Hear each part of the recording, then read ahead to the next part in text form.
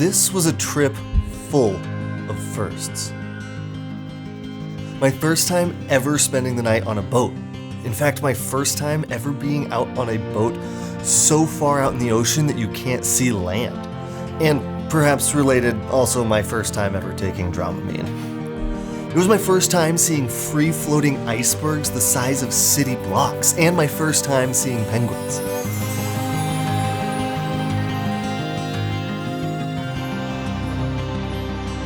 Our destination on this voyage is on nearly everybody's bucket list, and in fact has been #1 on mine for nearly 15 years now, since before I even bought my first camper.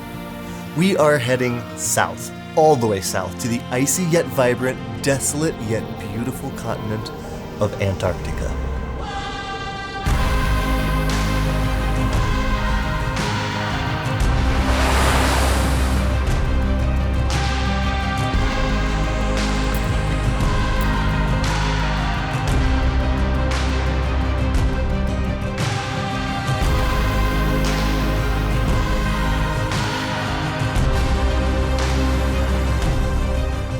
We boarded our Antarctic vessel, a magnificent boat named the Sea Spirit, and pushed off from Ushuaia, out into the Beagle Channel, the small ribbon of water that makes up the southernmost border of Argentina and Chile.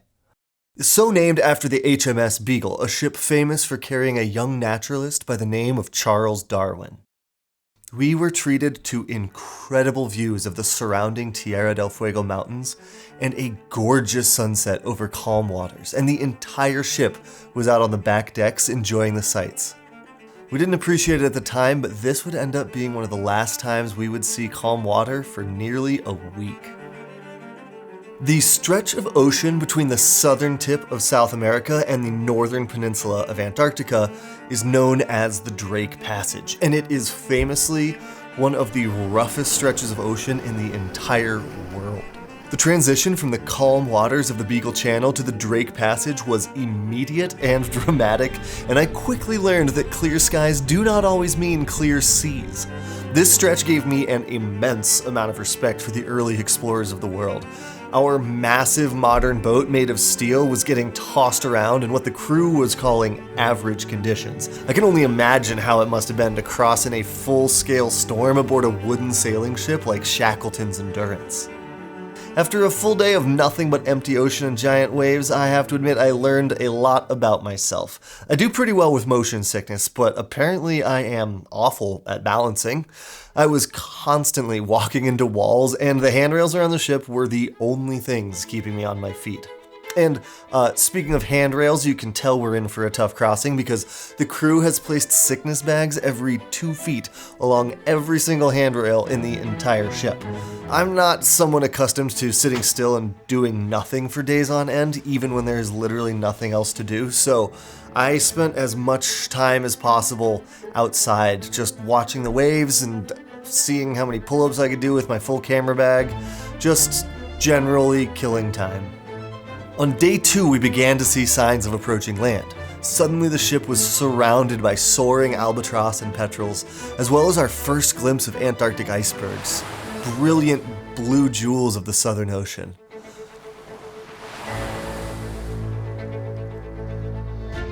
We passed close by an absolutely massive tabular iceberg, which ended up being perhaps one of my favorite photographic opportunities of the entire trip. This was my first time experiencing how truly magnificent and powerful the Antarctic Ocean can really be. The crew estimated that this berg may have been between 30 and 40 meters tall, and we spent quite some time watching massive waves crash against its sheer walls, while swarms of giant seabirds flew around near the base. I found shooting around 100 to 200 millimeters got that telephoto compression and made for some truly remarkable images.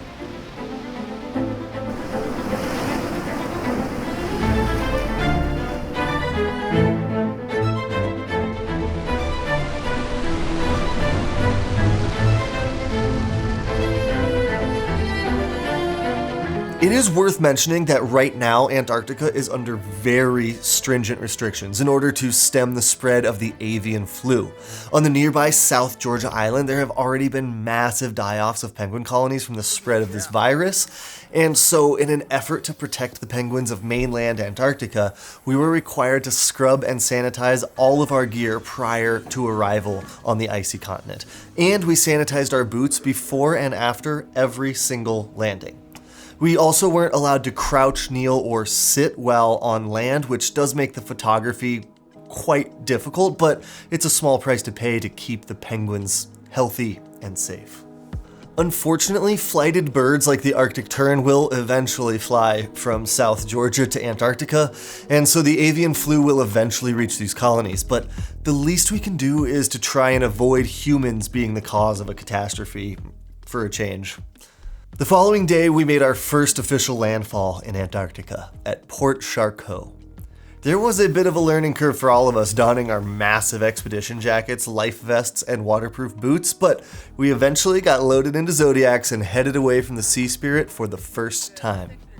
This was my first time ever seeing penguins, and I was absolutely losing my mind with excitement. Autumn and I had the brand new Sony 300mm f2.8 G Master, and we had such a blast exploring and watching these little goofballs waddle around. Oh my god, I just got photobombed by a penguin. This is a colony of gentoo penguins, one of 4 species of penguin that live on the Antarctic continent. It sounds perhaps a bit superlative to say, but seeing such a rare and specialized animal set against such a jaw-dropping and dramatic background was truly one of the happiest moments of my entire life. You know how sometimes when you look forward to something for a long time, when it finally happens, it can't possibly live up to the anticipation? Like, there's no way it can ever be as good as you imagined for the months and years leading up to it? Well, this was a moment I had been looking forward to for a decade and a half, and it absolutely did not disappoint. I found myself a bit overwhelmed trying to photograph these little guys, as they tend to group together in large clusters, which makes it very difficult to find a clean composition. But I was really enjoying myself just observing their behavior as they moved around. They have the cutest little waddle I have ever seen, and they're unbelievably clumsy on land, constantly tripping and falling while walking.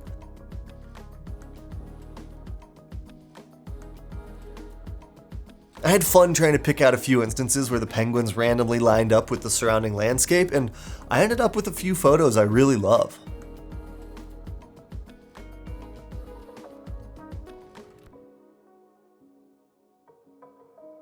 The clumsiness of gentoo penguins on land is sharply contrasted by their incredible grace in the water.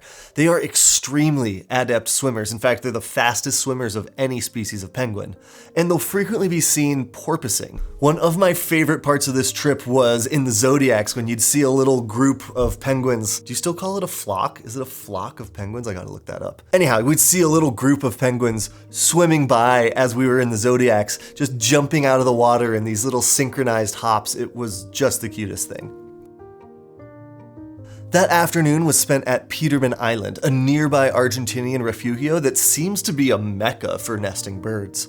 This is a massive colony of gentoo penguins with several adelies as well, and it was easy to feel that spring is in the air, as the penguins were all very busy courting each other and making smaller penguins. The males will bring a nice rock to a female that they hope to mate with to show her how adept he is at building a nest. We saw several birds carrying rocks to prospective mates in hopes of starting a family as the weather continues to warm. These penguins aren't the only creatures looking forward to a warmer springtime, as the cormorants were also busy collecting supplies for nest building.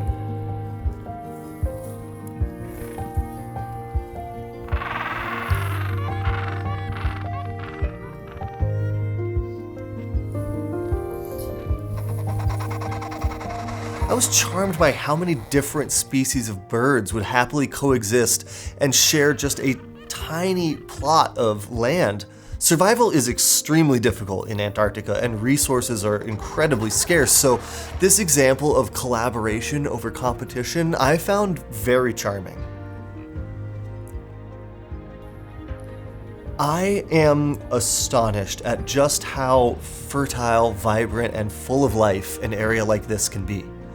Desperately cold and almost completely covered by glacial ice, even in the summer, this area is nonetheless teeming with life.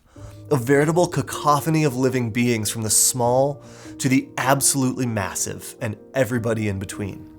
From the towering peaks draped in glaciers to the beautiful ocean water adorned with glittering icebergs of a brilliant blue.